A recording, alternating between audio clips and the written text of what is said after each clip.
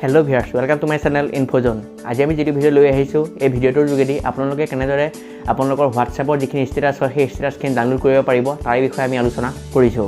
আপোনালোকে যদি আপোনাৰ ফ্ৰেণ্ড নহলে আপোনাৰ কোনোবা ফ্যামিলি পাৰ্সনৰ কোনোবা ষ্টেটাছ আপোনাৰ WhatsAppত ভাল লাগিছে তেতিয়াহলে আপুনি যদি সেইটো বিচাৰিব আপোনাক লাগে তেতিয়াহলে আপুনি তেওঁলোকক বিচৰাৰ কোনো দৰকাৰ নাই।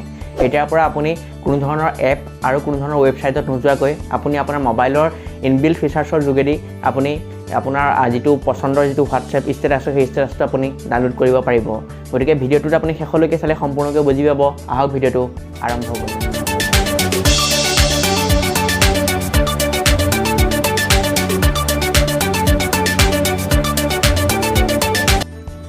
ইয়াৰ বাবে আমি দুটা হ্যান্ডসেট ইউজ কৰিছো। প্ৰথম হ্যান্ডসেটটো হৈছে আপোনাৰ Redmi। ইয়াতে আপোনালোকে ফাইল মেনেজাৰত যাব।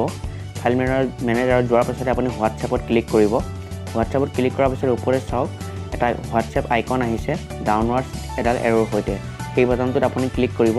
এটা চাওক আপোনাৰ সকলোবিলাক ষ্টেটাছ আহি গৈছে। আপোনাৰ যেটো পছন্দৰ ষ্টেটাছ সেই ষ্টেটাছটো ডাউনলোড কৰিবলৈ হলে আপুনি সেই ষ্টেটাছৰ তলতে চাওক এডাল ডাউনৱাৰ্ড এৰ মাৰ্ক আছে। সেই ডাউনলোড বাটনটোত আপুনি ক্লিক কৰিব।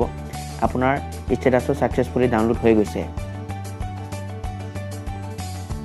আপোনাৰ ডাউনলোড হোৱা ষ্টেটাছটো আপুনি চাবলৈ হলে আপুনি ফাইল মেনেজাৰতে গৈ আপুনি এবাৰ ৰিফ্ৰেশ কৰি দিব। ৰিফ্ৰেশ কৰিলে আপোনাৰ চাওক WhatsApp বুলি যেটো ষ্টেটাছ ডাউনলোড দিছিল সেই ষ্টেটাছটো আপুনি ইয়াতে চাব পাৰিছে।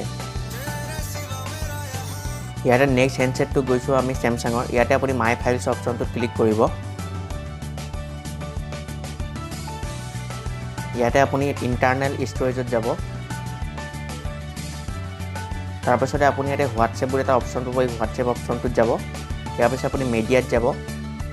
গৈ পেলাই ওপৰত আপুনি চাওক তিনটা ডট আছে। এই তিনটা ডটত আপুনি ক্লিক কৰিব। ইয়াতে আপোনাৰ সেটিংস বুলি এটা অপচন আছে। সেটিংস অপচনত ক্লিক কৰিব। আপুনি অলপ স্ক্ৰল কৰিব। স্ক্ৰল কৰিলে তললৈ চাব এটা অপচন আছে শো হিডেন ফাইলছ। ইয়াতে আপুনি এটো অফ হৈ আছে এটো আপুনি অন কৰি দিব। তাৰ পাছতে আপুনি বেক আহিব। বেক আহাৰ পিছতে আপুনি ইয়াতে দেখিছে ষ্টেটাছেছ বুলি এটা অপচন আহিছে।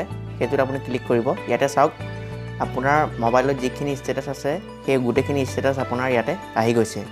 আপুনি যেটো ষ্টেটাছ ডাউনলোড কৰিব বিচাৰে সেই ষ্টেটাছটো আপুনি ইয়াৰ পৰা ডাউনলোড কৰি ল'ব পাৰিব আৰু যদি চাবও বিচাৰে আপুনি ইয়াতে আপুনি চাবও পাৰিব।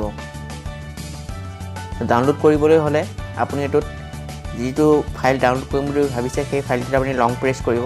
গৈ আপুনি তিনটা ডটত ক্লিক কৰিব। ইয়াতে আপুনি কপি কৰিব।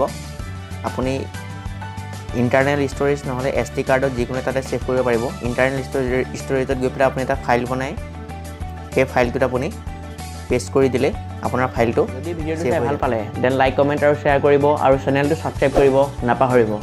আৰু মোৰ চেনেলটো সাবস্ক্ৰাইব কৰাৰ লগতে কাষতে যদি বেল বটন আছে সেই বেল বটনটো আপোনালোকে টিপি থব যাতে আপোনালোকৰ সকলোবিলাক আপডেটছ আপোনালোকে সময়মতে পাই থাকে। ধন্যবাদ।